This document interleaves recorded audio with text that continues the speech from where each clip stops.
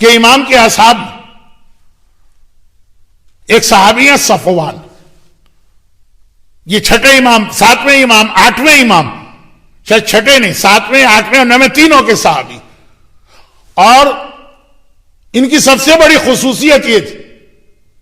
کہ یہ جو حلال و حرام کے مسائل ہوتے ہیں جو مجتہد و مرجع بتاتا ہے اس کے ایکسپرٹ تھے،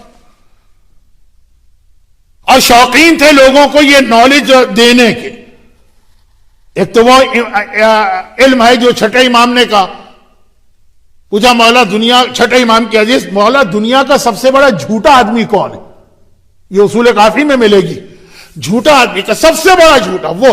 جو چاند کی بات بتائے اور سورج کی بات بتائے اور مریخ کی بات بتائے، اسٹرونومی کی بات بتائے اور ہسٹری کی بات بتائے، جیولوجی کی بات بتائے، جغرافیہ کی بات بتائے اور ہسٹری کی بات بتائے، دنیا کا ہر علم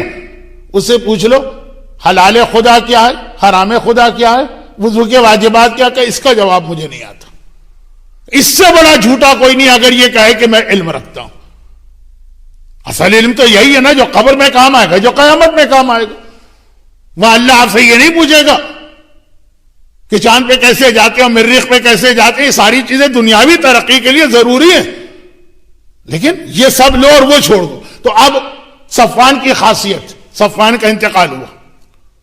امام معصوم کو اطلاع ملی، فوراً امام نے حکم دیا کہ میرے گھر میں جو کفن میرے لیے رکھا وہ اس کو دو۔ بھئی امام تو نیا کفن لیں گے، جو کفن امام لیں گے وہ برکت والا، اور جو میں نے کافور رکھا تھا ہنوت کے لیے، جو 7 اعضاء پہ کافور لگایا جاتا ہے، اپنے لیے رکھا ہوا ہنوت، اپنے لیے رکھا ہوا کفن بھجوایا، اور اپنے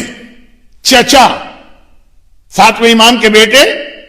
8ویں امام کے بھائی ان سے کہا کہ آپ جائیے جا کے اس کی نماز جنازہ پڑھائیے۔ صفوان کی کیا ایسی خاصیت ہے